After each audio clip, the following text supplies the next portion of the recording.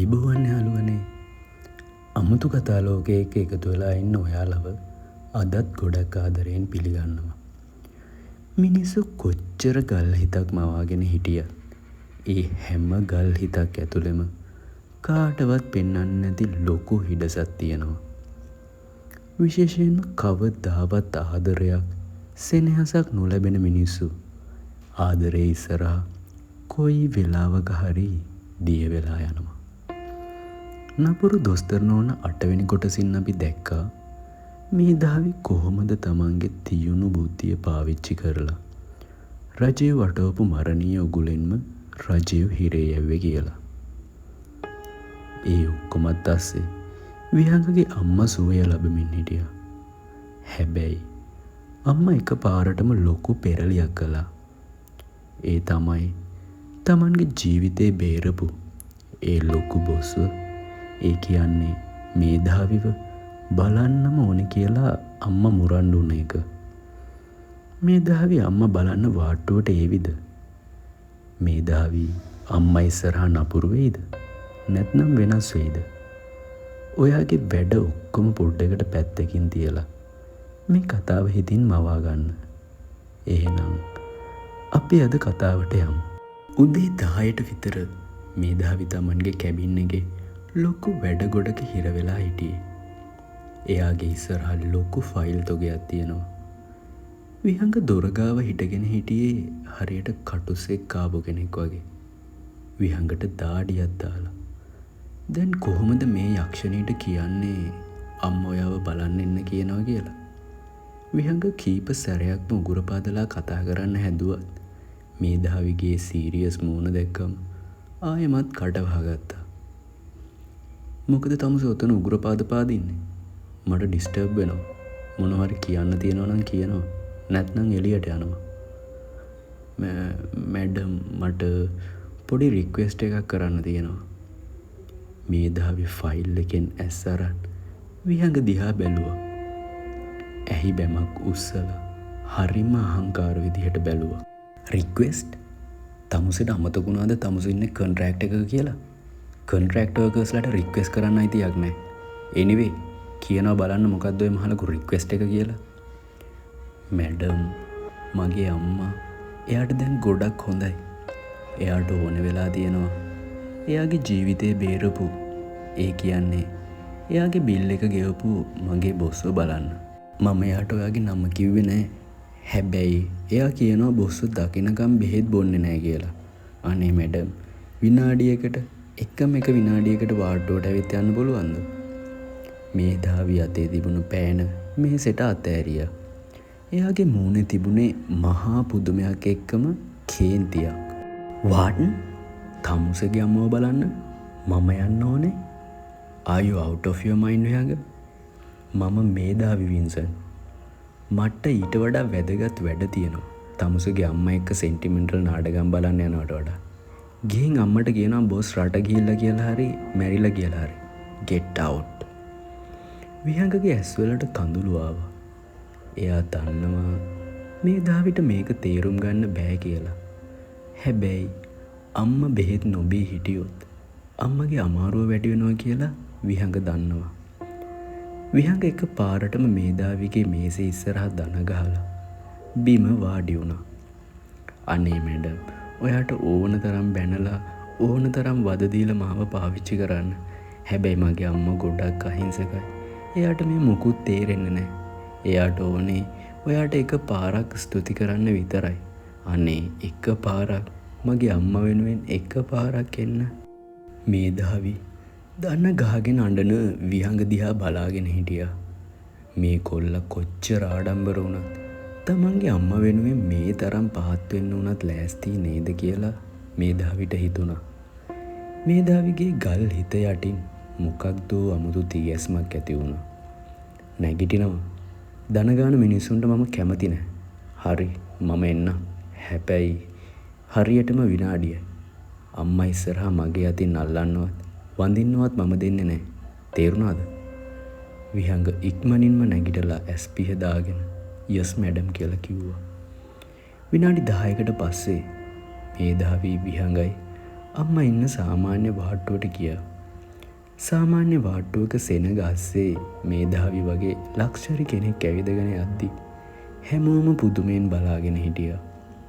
මේධාවි අම්මගේ ඇඳ ළඟට ගියා. අම්මා ඇඳේ වාඩි වෙලා හරිම අහිංසක හිනාවක් දාගෙන හිටියා. අම්මේ, මේ ඉන්න මගේ බොස්.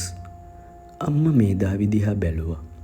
සුරංගනාවියක් වගේ ලස්සන කෝට් එකක් ඇඳපු මේ නෝනා තමයි තමන්ගේ ජීවිතේ බේරගන්න ලක්ෂ ගාණක් වියදම් කළේ කියලා අම්මට අදහ ගන්න බැරි වුණා.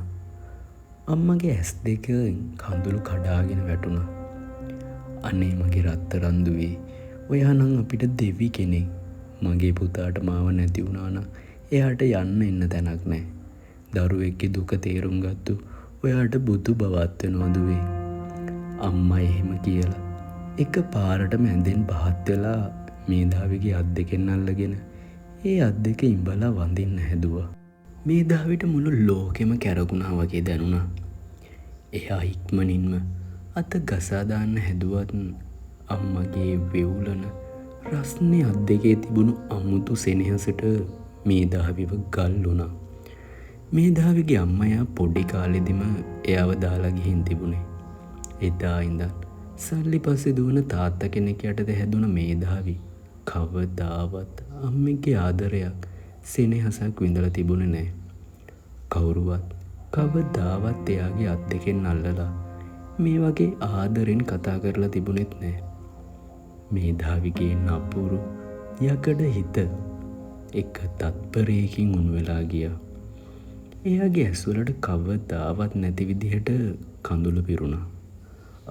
අම්මේ එපා, වඳින්න එපා. මම මුකුත් කළේ නෑ.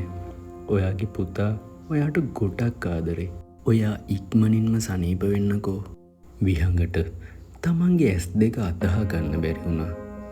මේධාවි අර හැමෝටම සැර කරන hina වෙන්න දන්නේ නැති මේධාවි තමන්ගේ අම්මා ඉස්සරහා මෙච්චර අහිංසකුනේ කොහොමද? මේධාවිගේ ඇස්වල තියෙන ඒ කඳුළු දැක්කම විහඟගේ හිතේ මේධාවි ගැන පුදුම ආදරයක්, ගෞරවයක් ඇති වුණා. මේධාවි අම්මගේ අත හිමීට අතෑරලා ඉක්මනින්ම කඳුළු පිහදාගෙන වාට්ටුවෙන් එළියට යන්න ගියා. විහඟත් අම්මට hina වෙලා ඉක්මනින්ම මේධාවිගේ පස්සෙන් දිව්වා. කොරිඩෝවට ආපු ගමන් මේධාවි ආයෙමත් අර පරණ යක්ෂණිය වුණා. එයා එක පාරටම හැරිලා විහඟ දිහා තියුණු විදිහට බැලුවා. තමුසෙද මෙතන දැක්කදේ කොහේ හරි ගිහින් කාට හරි කියලා තිබුණොත් මම තමුසෙව මරනවා විහඟ. මගේ තුරුලකම් බලලා සතුටු වෙන්න තමුසෙට කිසිම අයිතියක් නැහැ. විහඟ මුකුත් නොකිය බිම බලාගත්තා. හැබැයි විහඟගේ තොල් අස්සේ ලස්සන හිනාවක් හැංගිලා තිබුණා. එයා දන්නවා මේධාවි කොච්චර සැර කළත් එයාගේ හදවත ගොඩක් ලස්සනයි කියලා. එතකොටම මේධාවිටයි විහඟටයි ඉස්සරහින් කෙනෙක් ඇවිත් නතර වුණා. ඒ වින්සන්ට් හොස්පිටල් එකේ ප්‍රධාන අයිතිකාරයා. ඒ කියන්නේ මේධාවිගේ තාත්තා රොහාන් වින්සන්ට්. එයාගේ ළඟින්ම හිටගෙන හිටියේ ගොඩක් කඩවසම් හැබැයි පෙනුමෙන්ම ලොකු අහංකාරකමක් පේන කොල්ලෙක්. එයාගේ නම ෂෙනාල්.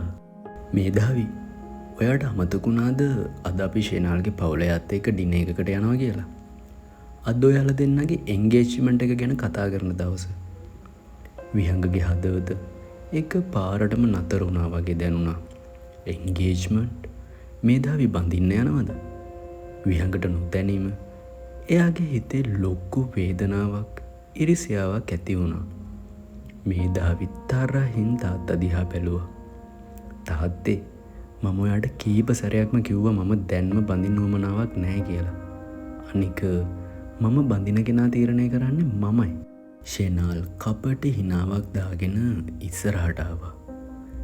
එයාගේ ඇස් ගියේ මේධාවිගේ පිටිපස්සෙන් හිටගෙන ඉන්න විහඟ දිහාට.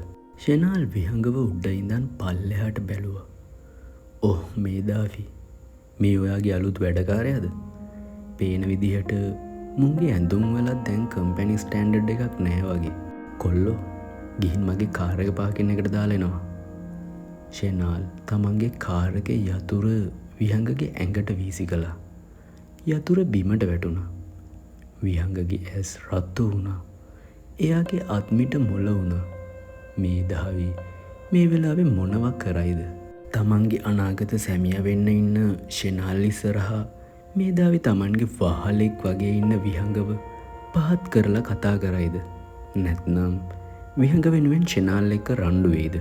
ඒ හැම දේම දැනගන්න කතාවේ ඊළඟ කොටස වෙනකන් ඉන්නම වෙනවා.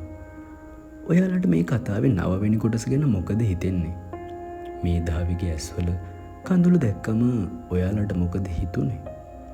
ෂෙනාල් කරපු දෙයට මේධාවි මොන වගේ උත්තරයක් දෙයිද? ඔයාගේ අදහස පහලින් කමෙන්ට් කරන්න. මේ කතාව දිගට මහන්න ආස නම් දැන්ම අමුතු කතාලෝකය සබ්ස්ක්‍රයිබ් කරලා බෙල් අයිකන් එකත් ක්ලික් කරලා තියාගන්න. ඉක්මනින්ම 10 වෙනි කොටසින් හමු වෙමු. පරිස්සමෙන් ඉන්න. බුදු සරණයි.